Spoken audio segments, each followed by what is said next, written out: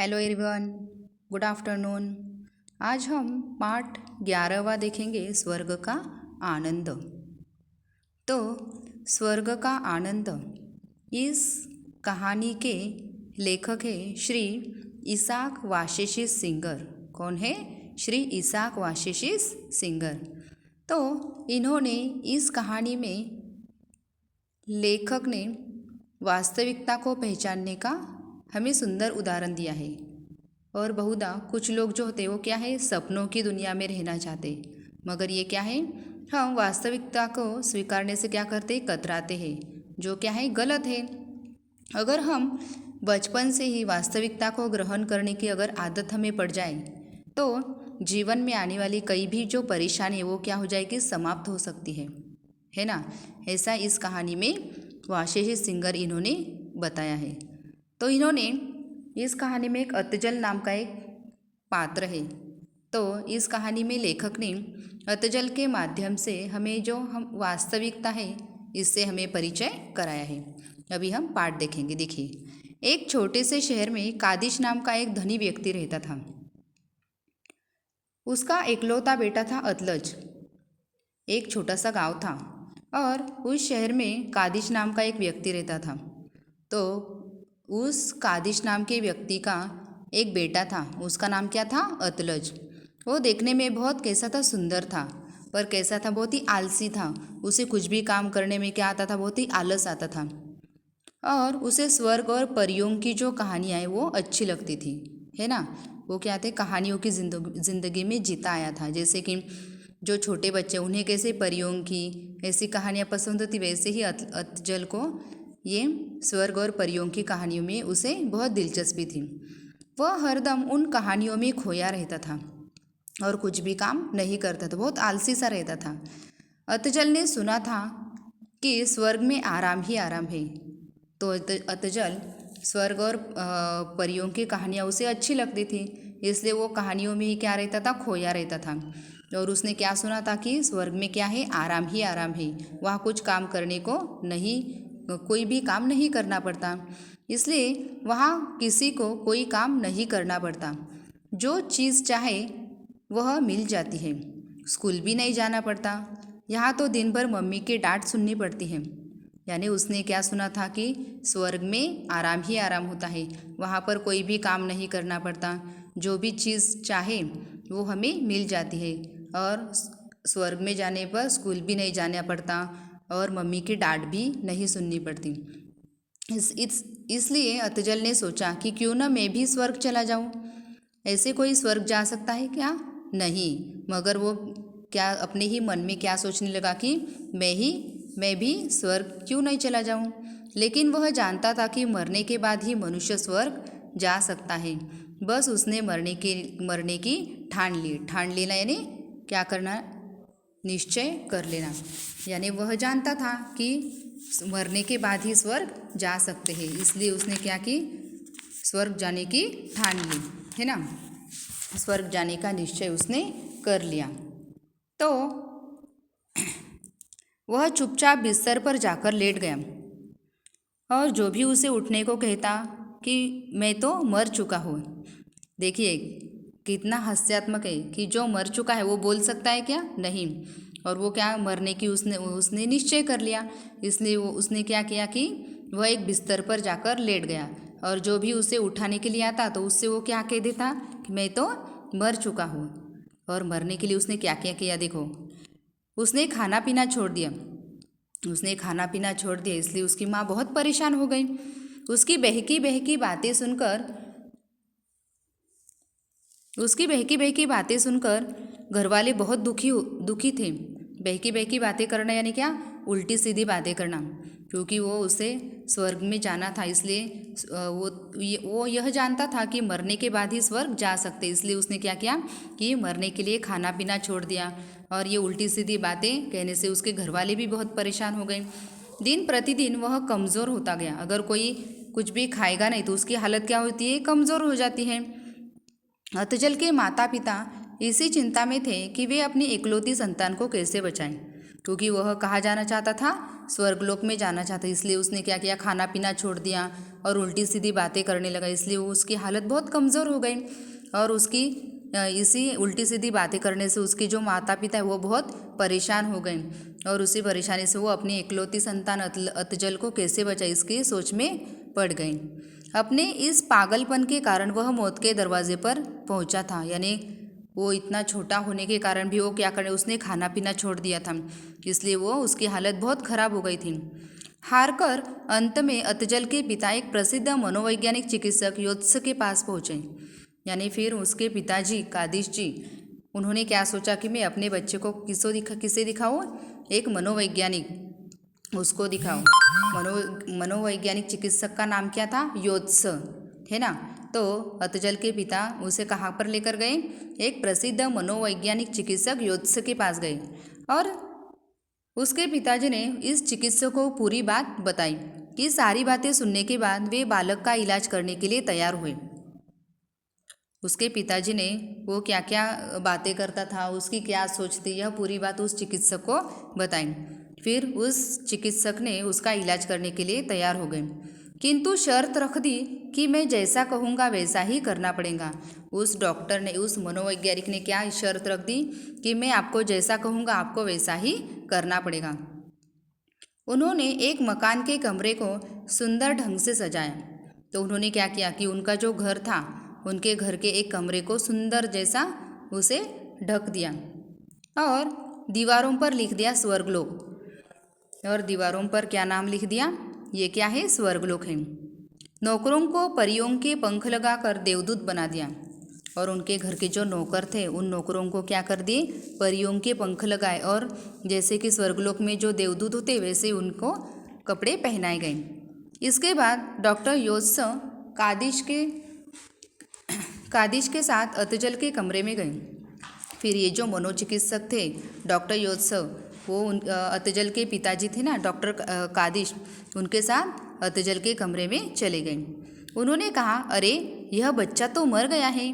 Doctor ने उसके पिताजी कादिश से क्या कहा कि यह तो बच्चा मर गया है। फिर डॉक्टर योत्स की बात सुनकर अतजल खुशी से चहकने लगा। यानी योत्स, ये जो अतजल है उसे बहुत खुशी हुई कि डॉक्टर ने क्या कहा था कि मैं मर चुका हूँ, मुझे फिर वो क्या कहने लगा कि मैं मर चुका हूँ, मुझे स्वर्गलोक पहुँचा दो। फिर झूठ-मूठ स्वर्गलोक पहुँचाने के प्रयास में उसे बेहोशी की दवा सूंघा दी गई। यानी उस डॉक्टर ने उसका इलाज कैसे किया, देखिए कि उसने क्या किया कि उसे स्वर्गलोक पहुँचाने के लिए, यानी उस कमरे में पहुँचाने के लिए क्या कर दिया कि उसे बेहोशी की दवा सूंघा दी। और अतजल जब नींद में डूब गया तब उसे विशेष रूप से सजाए गए कमरे में ले जाया गया। यानी जिस कमरे को उन्होंने स्वर्गलोक जैसा सजाया था उस कमरे में उसे ले जाया गया। अतजल की जब आंखें खुली तो उसने अपने आप को स्वर्गलोक में पाकर उसकी खुशी का ठिकाना न रहा। खुशी का ठिकाना न रहना यानी बहुत आनंद और बहुत खुशी महसूस होना। जब उसे बेहोशी की दवाई सूंघा दी गई थी ना, जब उसे होश आ गया तो होश में आने के बाद उसने अपने आप को कहाँ पाया, स्वर्गलोक में। और जब उसने स्वर्गलोक में अपने आप को पाया तो उसे क्या हुआ, बहुत खुशी हुई। और वहाँ न उसके माता पिता थे न दोस्त। वहाँ पे मरने के बाद अपने घर वाले मिलते हैं क्या, नहीं, वैसे ही उसको अनुभव कर दिया गया कि वहाँ पर उसके माता पिता थे न वहाँ पर उसके दोस्त थे। देवदूत की पोशाक में एक नौकर ने आकर उससे कहा, फिर जैसे कि स्वर्गलोक में देवदूत थे वैसे ही उस कमरे में एक देवदूत ने क्या किया कि उस नौकर ने देवदूत का पोशाक पहनाया था। तो उसने क्या कहा कि स्वर्ग में तुम्हारा स्वागत है, मैं देवदूत हूँ, आपकी क्या सेवा की जाए। फिर अतजल ने कहा कि मुझे भूख लगी है। तो अतजल ने उस देवदूत से क्या मांग की कि मुझे भूख लगी है। पलक झपकते ही नौकर बढ़िया बढ़िया व्यंजनों से सजा थाल ले आया। तो उस नौकर ने क्या किया, उस देवदूत ने, कि उसे भूख लगी थी तो उसे क्या कर दिए, अच्छे अच्छे जो बढ़िया व्यंजन बनाया हुआ जो थाल सजा हुआ था वो उसे खाने के लिए लेकर आ गई। उसमें ढेर सारी मिठाइयाँ थी। क्या थी, बहुत सारी अच्छी अच्छी मिठाइयाँ उसमें थी। अतजल ने छक्कर खाया, है ना, छक्कर यानी पेट भरकर उसने उसका आनंद उठाया। और वो खाना होने के बाद वो सो गया। पानी मांगा तो बादाम का शरबत मिला। जब उसका खाना खाना पूरा हुआ तो उसके बाद उसने क्या मांगा, पानी मांगा। मगर पानी मांगा तो उसे पानी मिला क्या, नहीं, उसके बदले में उसे बादाम का शरबत मिला। पीकर वह फिर सो गया। जब वह नींद से जागा तो उसने कहा, कुछ चटपटी नमकीन चीज़ लाओ। उसे अभी मीठा खाने से वो क्या हो गया था, बहुत बोर हो गया था। इसलिए उसने खाने के लिए क्या मांगा, चटपटी और नमकीन चीज़ मांगी। तो फिर नौकर ने उसे बताया कि स्वर्ग में हर चीज़ क्या होती है, मीठी होती है, वही मिल सकती, यहाँ पर कोई चटपटी चीज़ यहाँ पर नहीं मिलती। और वह मिठाई खा खाकर अतजल के मुंह का जायका बिगड़ गया था। जायका यानी स्वाद, यानी वो हर बार मीठा ही व्यंजन खाने से उसके मुंह का स्वाद क्या हो गया था, बिगड़ गया था। अब उसे वह मिठाई कड़वी लगने लगी थी। यानी देखिए, हम एक ही चीज़ हम रोज़ रोज़ वही चीज़ खाएंगे तो हमें अच्छी लगती है क्या, नहीं, हम क्या करते, अलग अलग खाना पसंद करते। मगर स्वर्ग में तो सिर्फ क्या मिलता है, मिठाई मिलता है। इसलिए वह हर बार मिठाई खाने से उसकी क्या हो गया, उसका मुँह भी कड़वा होने लगा था। वह पानी पीने को तरस गया था। वह इधर उधर घूमने लगा। उसे कई परियां और देवदूत नजर आए। उसे वहाँ पर पानी भी नहीं मिल रहा था, वह क्योंकि स्वर्ग में क्या होती है, हर चीज़ मीठी ही मिलती है। और वो क्या होने लगा, इधर उधर घूमने लगा। और उसे घूमने के बाद सिर्फ परियां और देवदूत ही नजर आए थे, पर किसी ने उसकी बात नहीं सुनी। फिर अतजल उदास हो गया, बहुत निराश हो गया वो। उसे अपनी माँ, पिताजी और दोस्तों की याद आने लगी, है ना। तो फिर वो वहाँ पर रह रहकर बोर हो रहा था, क्योंकि उसे खाने में सिर्फ मिठाइयाँ मिलती थी, है ना। और वही चटपटी ऐसी कोई चीज़ मिलती थी क्या, पानी मिलता था क्या, नहीं। मगर वो इस वजह से क्या हो गया था, बोर हो गया था। उसे खेलने के लिए उसके दोस्त भी वहाँ पर नहीं थे, इसलिए वो क्या हो गया, उदास हो गया। उसे अपने माता पिता और दोस्तों की याद आने लगी। उसने एक देवदूत से पूछा कि मेरी माँ और मेरे पिताजी यहाँ कब आएंगे। तो उनके आने में अभी बहुत वर्ष बाकी है। तो उस देवदूत ने उसे क्या कहा कि तुम्हारे माता पिता और दोस्त, उनको आने के लिए यहाँ पर क्या है, बहुत वर्ष बाकी हैं। और मेरे दोस्त, वे कब आएंगे। तुम्हारे दोस्त 70 वर्ष बाद आएंगे। कितने वर्ष बाद, 70 वर्ष बाद। यह सुनकर अतजल रो पड़ा। वह बोला, मुझसे पहले जो बच्चे यहाँ आए हैं उन्हीं को बुला दो। तो देवदूत ने हंसकर बोला, यहाँ ऐसा नहीं हो सकता, सबका अपना अपना स्वर्ग है। तो उस देवदूत ने उसे क्या समझाया कि यहाँ पर क्या होता है, सबका अपना अपना स्वर्ग होता है, जो जहाँ चाहे वही रह सकता है, कहीं आ जा नहीं सकता। यह सुनकर अतजल का सिर चकरा गया, है ना, उसे बहुत दुख हुआ।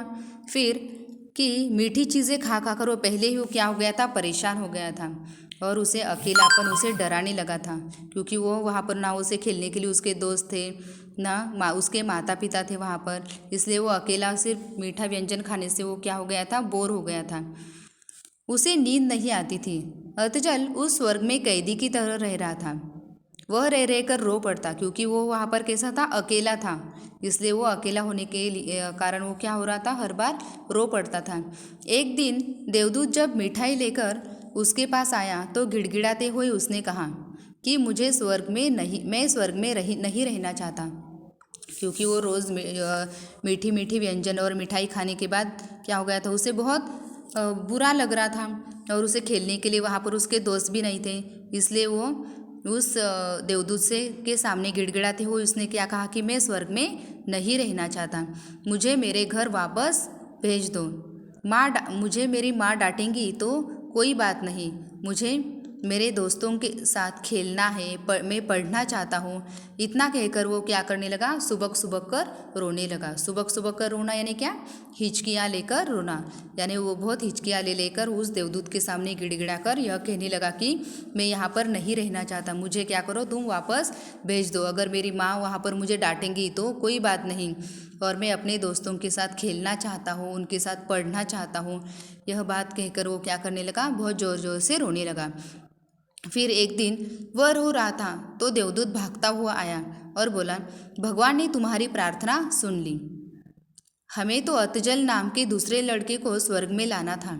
तो उस देवदूत ने क्या बताया कि भगवान ने तुम्हारी बात, तुम्हारी प्रार्थना सुन ली और हमें अतजल नाम के दूसरे लड़के को स्वर्ग में लाना था, मगर हम गलती से तुम्हें लेकर आ गए।